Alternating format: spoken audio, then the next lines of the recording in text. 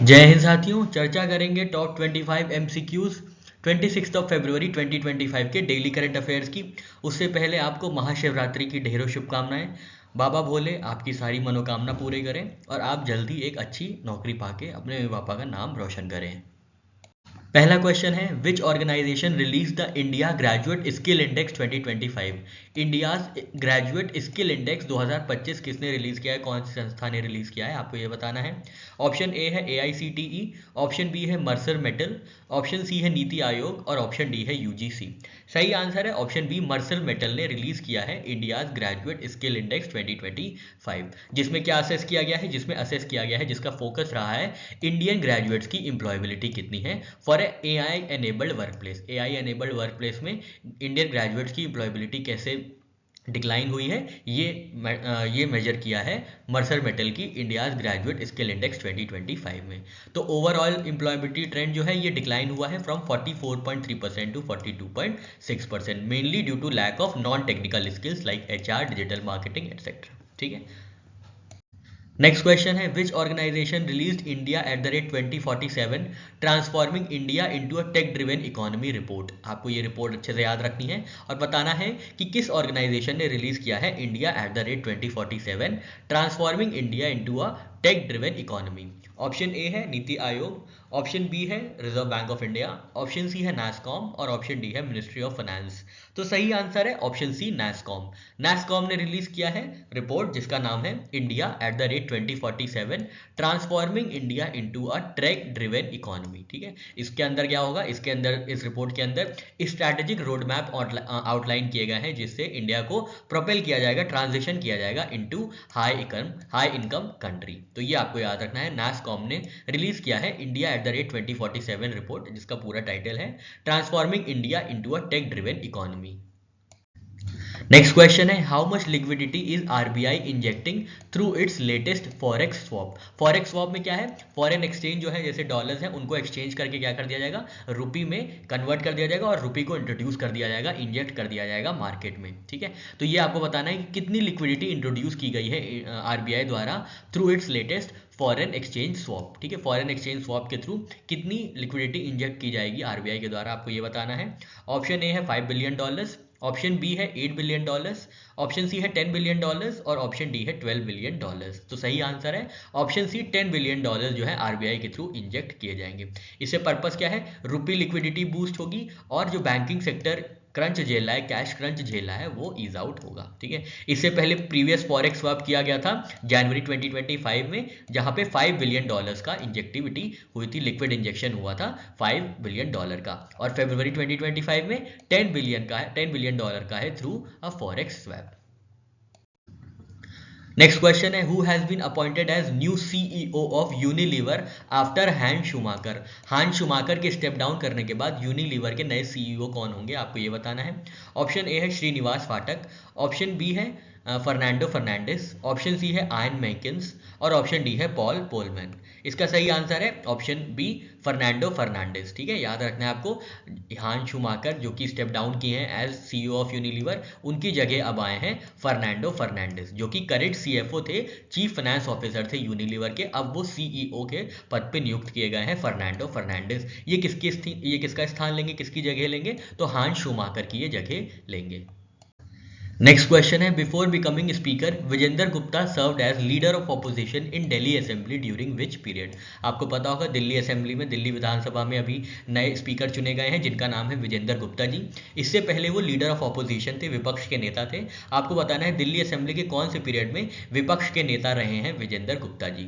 तो ये इसके ऑप्शन हैं, ऑप्शन ए 2010 से 2015, ऑप्शन बी है 2005 से 2010, ऑप्शन सी है 2020 से 2025 और ऑप्शन डी है 2015 से 2020। तो सही आंसर है ऑप्शन डी, 2015 से 2020 के बीच जो है Vijendra Gupta ji leader of opposition रहे थे। इसी बीच 2015 में उनको क्या किया गया था, उनको एक्सपेल कर दिया गया था दिल्ली असेंबली से, जब वो लीडर ऑफ ऑपोजिशन की तरह सर्व कर रहे थे।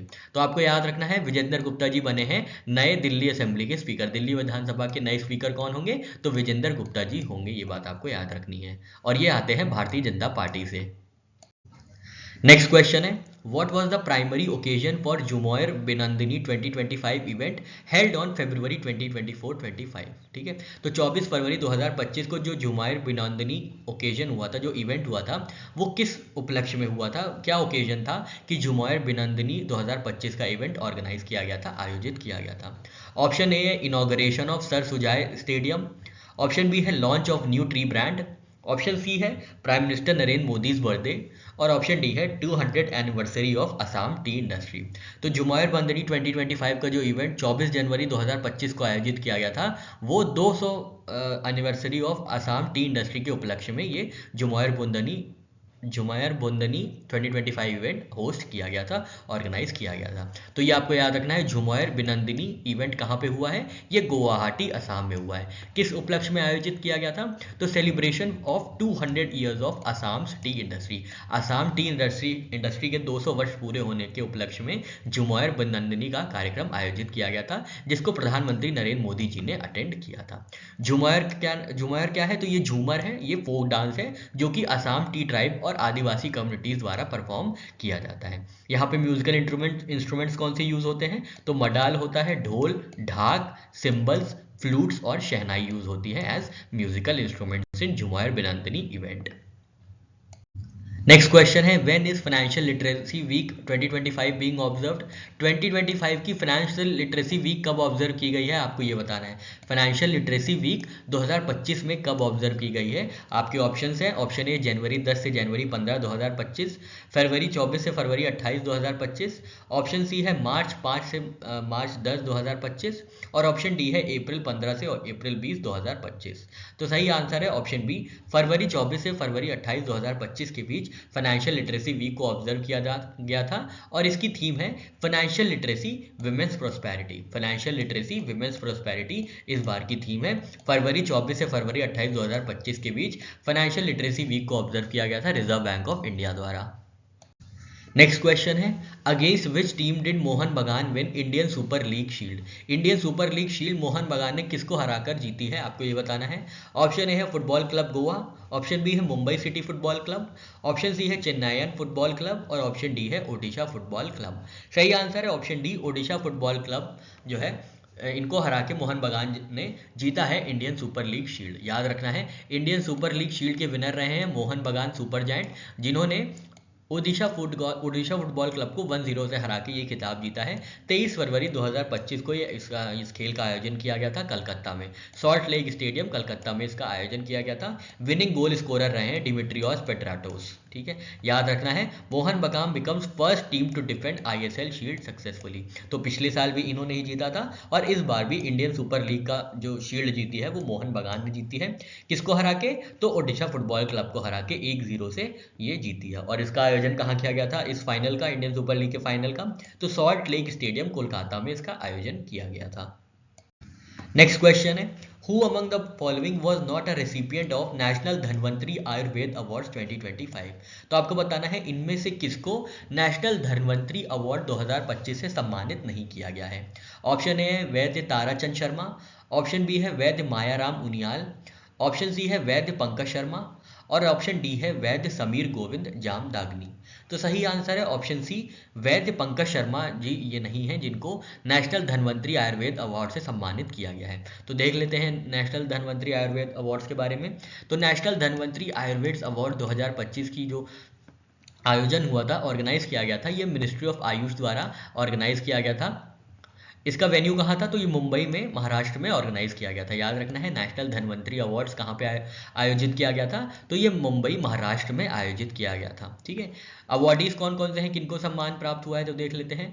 वैद्य ताराचंद शर्मा जी को हुआ है, ये रिनाउड नाड़ी वैद्य हैं और डिस्टिंग्विश्ड ऑथर रहे हैं।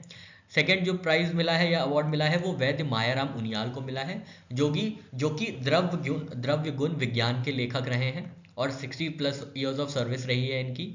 और थर्ड जो अवॉर्डी है उनका नाम है वैद्य समीर गोविंद जामदाग्नी, जो कि विश्व व्याख्यान माला नेशनल कॉन्फ्रेंस के फाउंडर हैं और साथ ही साथ विश्व आयुर्वेद प्रबोधिनी के भी जो है फाउंडर रहे हैं। ठीक है, तो ये आपको याद रखना है, 3 नाम याद रखने हैं जिनको नेशनल धन्वंतरी अवार्ड 2025 से सम्मानित किया गया है।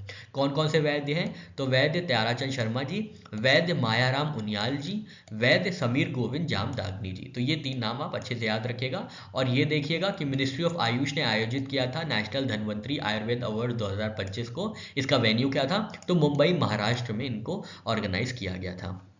इसका पर्पस क्या था? ये रिकॉग्नाइज करता है individuals dedicated to Ayurveda and promote holistic health care while preserving traditional medical knowledge. ठीक है, तो उन इंडिविजुअल्स को रिकॉग्नाइज करके सम्मानित किया जाता है जो कि आयुर्वेद के क्षेत्र में अपना काम कर रहे हैं और होलिस्टिक हेल्थ केयर की प्रमोशन के लिए कार्य कर रहे हैं। नेक्स्ट क्वेश्चन है, what is the primary objective of MOU sign between CAG and IIT Madras? तो CAG और IIT मद्रास के बीच जो MOU साइन हुआ है, पार्टनरशिप साइन हुई है, उसका मुख्य उद्देश्य, प्राइमरी ऑब्जेक्टिव क्या है, आपको ये बताना है। ऑप्शन ए है to enhance AI powered robotic research, option B है to improve data analytics skills and technology driven governance, option C है to develop a new accounting system, option D है to promote agriculture based auditing. सही answer है option B, to promote data analytics skill and technology driven governance. ठीक है, तो याद रखना है आपको, CAG और IIT मद्रास ने पार्टनरशिप की है जिसके अंतर्गत डेटा गवर्नेंस और सिक्योरिटी की चर्चा की जाएगी। ठीक है, तो ये बात आपको याद रखनी है। पहला MOU जो साइन किया गया था CAG और IIT मद्रास के बीच, वो किसके लिए था? वो था कि डेटा एनालिटिक्स स्किल्स को स्ट्रांग बनाया जाए और टेक्नोलॉजी ड्रिवन गवर्नेंस को सपोर्ट किया जाए।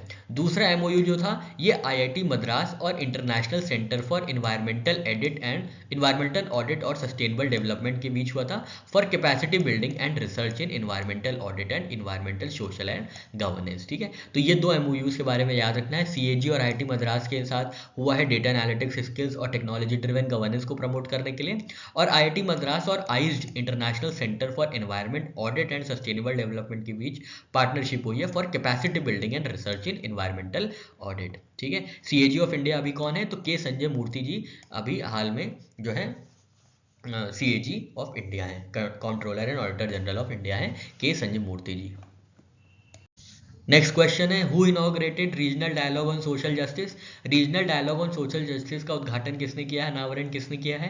ऑप्शन ए है doctor Mansukh Mandaviya, option B है पीयूष गोयल जी ने, ऑप्शन सी है भूपेंद्र यादव जी ने, और ऑप्शन डी है नितिन गडकरी जी ने। तो इसका सही आंसर है option A, doctor Mansukh Mandaviya ji ने regional dialogue on social justice का जो कॉन्फ्रेंस है इसका उद्घाटन किया है। ठीक है, तो regional dialogue on social justice और 74th foundation day of employ state insurance corporation को साथ साथ आयोजित किया गया था नई दिल्ली में, और इसके चीफ गेस्ट थे या इनॉग्रेट किसने किया था? तो ये डॉक्टर मनसुख मांडविया जी ने इनॉग्रेट किया था regional dialogue on social justice.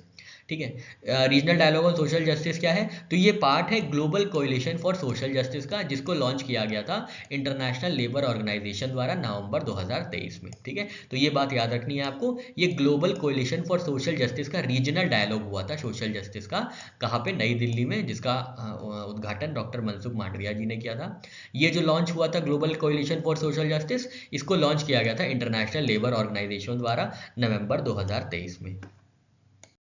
Next question है, where will the INS Guldar be converted into an under water museum? INS Guldar जो है इंडियन नेवल शिप है जो कि डीकमीशन हो चुका है, अब इसको अंडर वाटर म्यूजियम के तौर पे कन्वर्ट किया जा रहा है। तो आपको बताना है ये कहाँ पे अंडर वाटर म्यूजियम के तौर पे कन्वर्ट होगा। ऑप्शन ए है लक्षद्वीप आइलैंड्स, ऑप्शन बी है Chennai port Tamil Nadu, option C है Andaman and Nicobar islands, option D है निवाती रॉक सिंधुदुर्ग महाराष्ट्र। तो इसका सही आंसर है option D, Nivati rock Sindhudurg Maharashtra में INS गुलदार को कन्वर्ट कर दिया जाएगा as an under water museum. तो इंडियन नेवी ने हैंड ओवर किया है INS गुलदार को, किसको? महाराष्ट्र टूरिज्म डेवलपमेंट कॉर्पोरेशन को। ठीक है, शिप का नाम क्या है? INS गुलदार है। पर्पस क्या है हैंड ओवर का? तो conversion of India's first under water museum and artificial reef. ठीक है, तो पहली बार किसी इंडियन नेवल शिप को कन्वर्ट किया जाएगा into India's first under water museum and artificial reef. कहाँ पे ये कन्वर्जन होगा? तो ये कन्वर्जन होगा Nivati rocks off the coast of Vengurla, Sindhudurg district, Maharashtra में। ठीक है, कमीशन इसको कब किया गया था? तो 1985 में इसको कमीशन किया गया था। किसने बनाया था इस शिप को? तो डीनिया शिपयार्ड पोलैंड ने बनाया था इस INS गुलदार को। ठीक है, कमीशन हुआ था 1985 में और डी कमीशन हुआ है पिछले साल 2024 में। ठीक है, इसके बाद क्या हुआ? इसके बाद इसको कन्वर्ट कर दिया गया है into India's first under water museum and artificial reef. Next question है, who has been appointed as chairman of ad hoc committee overseeing Indian boxing. Indian boxing को ओवरसी करने के लिए, उसकी पूरी मैनेजमेंट देखने के लिए एक एडहॉक कमेटी का गठन किया गया है। आपको बताना है इस एडहॉक कमेटी का जिसका गठन हुआ है इंडियन बॉक्सिंग की देखरेख करने के लिए, उसके अध्यक्ष कौन होंगे, आपको ये बताना है। ऑप्शन ए है शिवा थापा, ऑप्शन बी है राजेश भंडारी, ऑप्शन सी है मधुकांत पाठक और ऑप्शन डी है अजय सिंह। तो इसका सही आंसर है ऑप्शन सी, मधुकांत पाठक जो है नई जो एडहॉक कमेटी है जो कि ओवरसी करेगी इंडियन बॉक्सिंग, उसके चेयरमैन होंगे। ठीक है, तो इंडियन ओलंपिक एसोसिएशन ने अपॉइंट किया है ad hoc committee to oversee Indian boxing. ये हुआ है 24 फरवरी 2025 को इस कमेटी का गठन हुआ था, जिसके अंतर्गत इंडियन बॉक्सिंग की देखरेख की जाएगी, उसको प्रमोट किया जाएगा। ठीक है, क्यों ये कमेटी को फॉर्म किया गया है? क्योंकि अभी एडमिनिस्ट्रेटिव इंस्टेबिलिटी रही है with in boxing federation of India. आपको पता होगा बॉक्सिंग फेडरेशन ऑफ इंडिया में काफ़ी ज़्यादा एडमिनिस्ट्रेटिव इंस्टेबिलिटी रही है, जिसकी वजह से बॉक्सिंग एज एन स्पोर्ट सफ़र किया है और उसको ओवरकम करने के लिए एक नई कमेटी का, एडहॉक कमेटी का गठन किया है, जिसके अध्यक्ष होंगे, चेयरमैन होंगे मधुकांत पाठक जी, वाइस चेयरमैन होंगे राजेश भंडारी जी, और कमेटी मेंबर्स कौन कौन होंगे? डॉक्टर DP भट्ट, वीरेंद्र सिंह ठाकुर, शिवा थापा, ये लोग कमेटी मेंबर्स होंगे। ठीक है, तो ये आपको याद रखना है। नेक्स्ट क्वेश्चन है, which institutions collaborated to create geological map of moon south pole. Moon की साउथ पोल के जियोलॉजिकल मैप को बनाने के लिए किन संस्थाओं ने आपस में कोलैबोरेट किया है, किन इंस्टीट्यूशंस ने कोलैबोरेट किया है, आपको ये बताना है। ऑप्शन ए है IISc बैंगलोर, DRDO और इसरो। ऑप्शन बी है physical research laboratory Punjab university और इसरो की laboratory for electro optic system. Option C है IIT Delhi Vikram Sarabhai space centre NASA, और ऑप्शन डी है Tata institute of fundamental research, European space commission और जाक्सा जापान स्पेस एडमिनिस्ट्रेशन। तो इसका सही आंसर है option B, physical research laboratory Punjab university और ISRO laboratory for electric optic system ने मिलकर डेवलप किया है पहला detailed geographical map of moon south pole. ठीक है, पहला detailed geological map of moon south pole. ठीक है, कहाँ से डेटा कलेक्ट किया गया है? तो चंद्रयान 3 मिशन से ये डेटा कलेक्ट किया गया है। लैंडर कौन था चंद्रयान 3 मिशन का? तो विक्रम था। ठीक है, कब लैंड किया गया था? 23 अगस्त 2023 को चंद्रयान 3 मिशन जो है मून के साउथ पोल पे लैंड किया था, जिस पॉइंट का नाम रखा गया था, क्या नाम रखा गया था? शिव शक्ति पॉइंट। ठीक है, याद होगा आपको, इसका नाम रखा गया था शिव शक्ति पॉइंट। इसको डेवलप किसने किया है जियोलॉजिकल मैप को? तो physical research laboratory Ahmedabad Gujarat ने, पंजाब यूनिवर्सिटी चंडीगढ़ ने और इसरो की laboratory for electro optic systems Bengaluru Karnataka ने। ये 3 इंस्टीट्यूशंस इन्वॉल्व थे पहले detailed geological map of moon south pole develop करने में। ठीक है, तो ये बात आपको याद रखना है। डेटा कलेक्शन रोवर कौन सा था? तो प्रज्ञान था। मिशन का ड्यूरेशन क्या था? 9 दिन था। ठीक है, प्राइमरी फंक्शन ऑफ प्रज्ञान क्या था? Analyse the chemical composition of lunar regolith. ठीक है, रिगोलिथ क्या होते हैं? ये लूज फ्रैगमेंट्स होते हैं, लूज रॉक फ्रैगमेंट्स होते हैं, जो मून की सतह पे जो मिट्टी पाई जाती है, छोटे छोटे कंकड़ पाए जाते हैं, उसको कहते हैं रिगोलिथ। ठीक है, तो ये आपको याद रखना है। पहला detail geological map of moon south pole किसने डेवलप किया है? Physical research laboratory Ahmedabad Gujarat ने, पंजाब यूनिवर्सिटी चंडीगढ़ ने और laboratory for electro optic system ISRO Bengaluru Karnataka ने। नेक्स्ट क्वेश्चन है, who has received 1 year extension as drug controller general of India. किसके कार्यकाल को 1 साल के लिए बढ़ा दिया गया है as drug controller general of India? आपके ऑप्शंस हैं, option A Randeep Guleria, option B है राजीव सिंह रघुवंशी, ऑप्शन सी है VG सोमानी और ऑप्शन डी है बलराम भार्गव।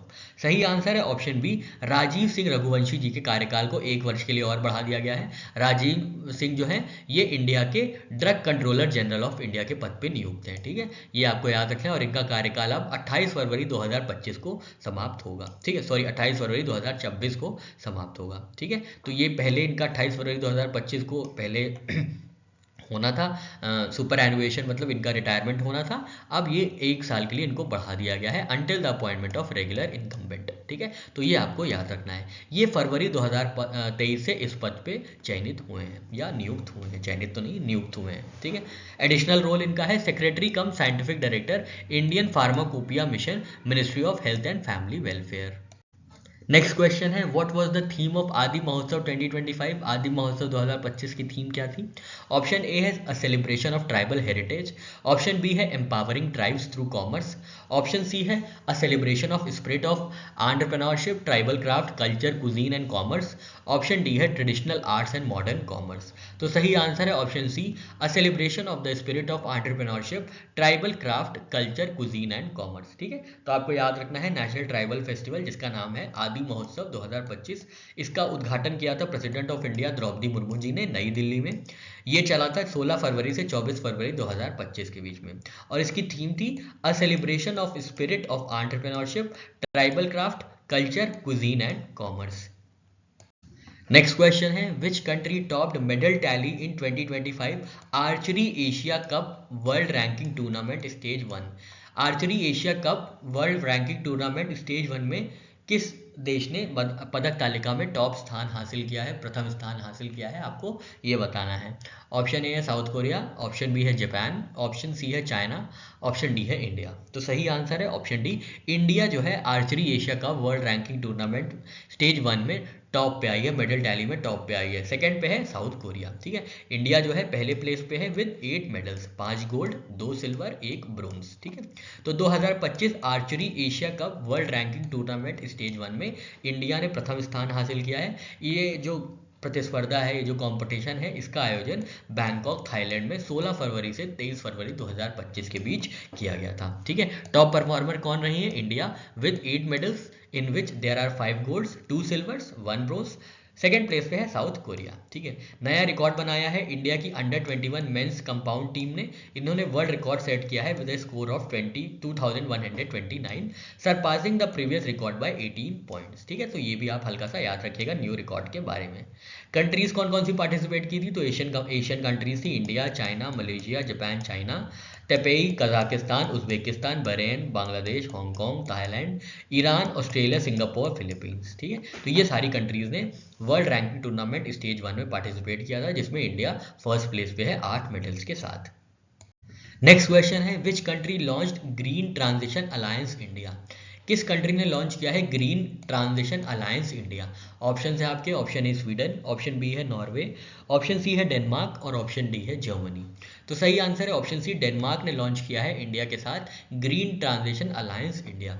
इसके बीच क्या है? इसके बीच ये है कि कोलैबोरेशन बढ़ेगा between Denmark and India in renewable energy, green fuels and energy efficiency. तो इस मकसद के लिए, इस उद्देश्य के लिए डेनमार्क ने इंडिया के साथ green transition alliance India launch किया है। ठीक है, इसका सिग्निफिकेंस क्या है? ये इंडिया को पुश करेगा for net zero emissions by 2070 और साथ ही साथ डेनमार्क के गोल को भी अचीव होने में मदद करेगा, जो कि है नेट जीरो बाय 2045।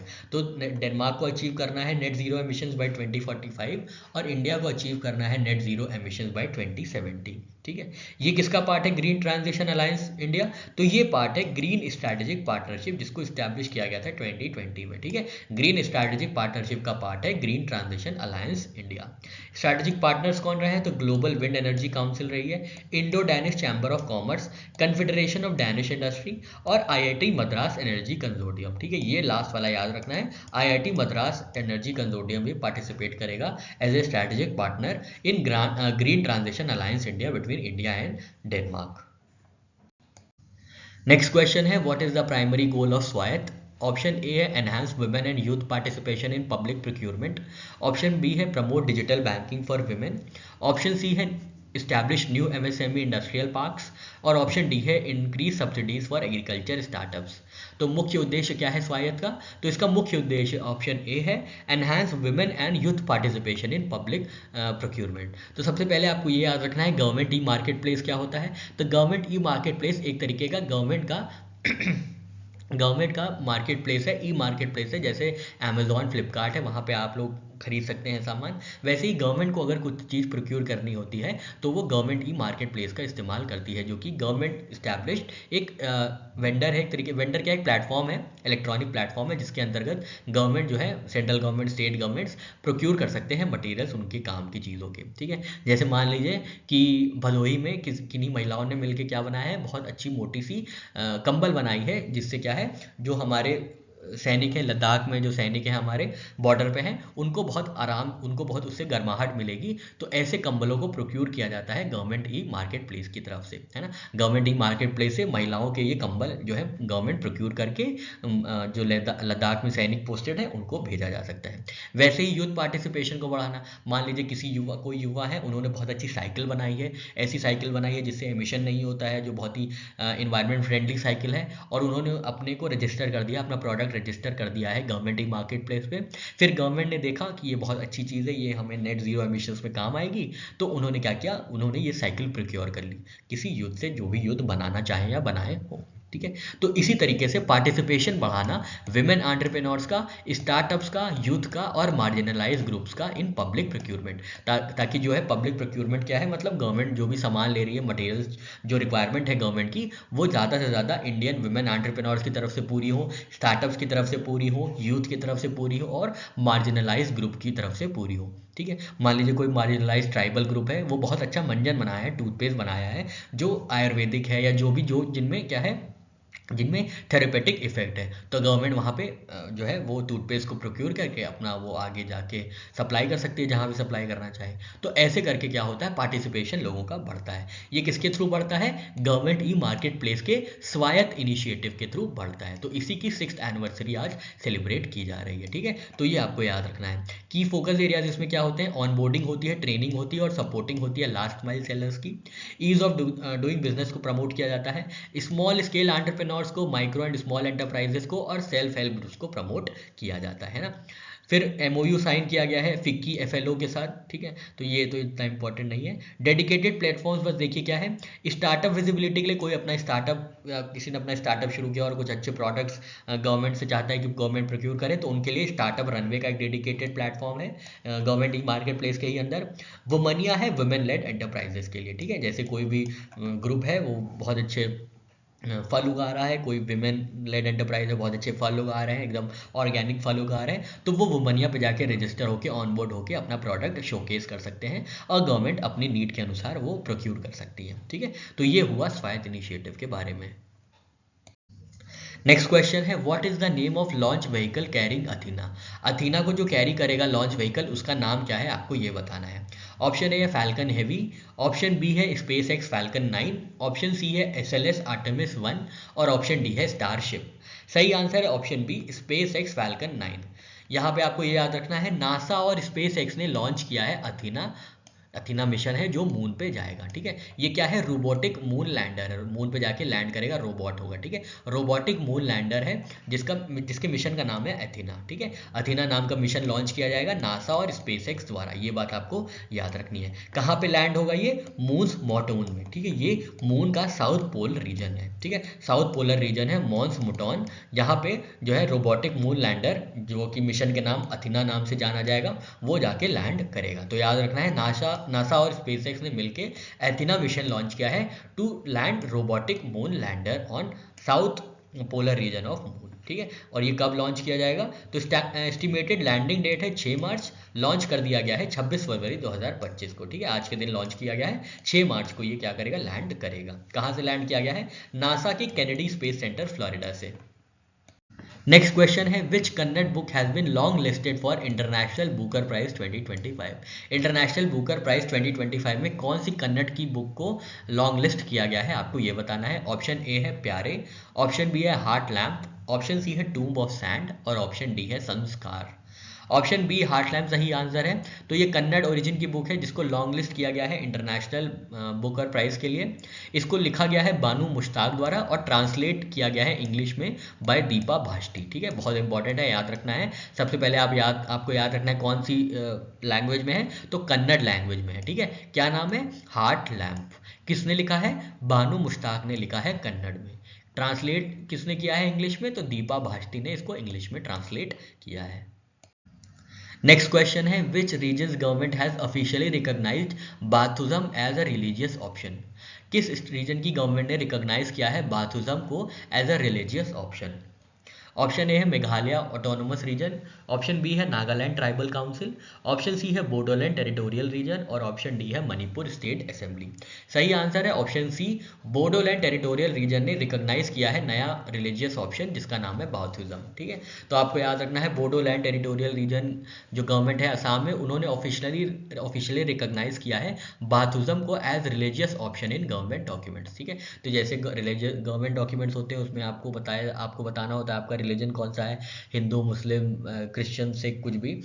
तो यहाँ पे एक और ऑप्शन आएगा आसाम में जिसका नाम होगा बाउथिज्म। ठीक है, बाउथिज्म जो है एक नया रिलीजियस ऑप्शन के तौर पे गवर्नमेंट ने रिकॉग्नाइज किया है बोडोलैंड टेरिटोरियल रीजन में। अब ये एडमिशन फॉर्म्स में, बर्थ सर्टिफिकेट्स में, डेथ सर्टिफिकेट्स में भी ये पूछा जाएगा कि ये बाउथिज्म को तो आप बिलोंग नहीं करते हैं। तो ये बात है असम गवर्नमेंट की। ठीक है, असम गवर्नमेंट ने डिक्लेयर किया है second Tuesday of traditional month of Magh as state holiday for Bathou Puja. Bathou Puja के लिए माघ महीने की सेकेंड ट्यूसडे को आयोजित किया गया है, डिक्लेयर किया गया है। बाथिज्म क्या है, तो ये ट्रेडिशनल फेथ है बोडोज का, याद रखना है आपसे, ये भी पूछ सकते हैं। बाउथिज्म जो है ये ट्रेडिशनल फेथ है किस ट्राइब का, तो ये बोडोज का जो कि लार्जेस्ट प्लेन ट्राइब है असम की, उनका एक ट्रेडिशनल फेथ है। ठीक है, ये नेचर सेंट्रिक है जहाँ पे प्रकृति की पूजा होती है, जहाँ पे जो है बाथुबराई या सिबराई को सुप्रीम गॉड माना गया है। ठीक है, the word Bathou is derive from बा थू, मतलब बा मतलब फाइव डीप फिलोसफिकल थॉट। अब फाइव एलिमेंट्स कौन कौन से हैं, बार मतलब एयर है, सान मतलब सन है, हा मतलब अर्थ है, और मतलब फायर है, और खरैंग मतलब स्काई है। ठीक है, तो ये फाइव फंडामेंटल एलिमेंट्स हैं बाउथिज्म के।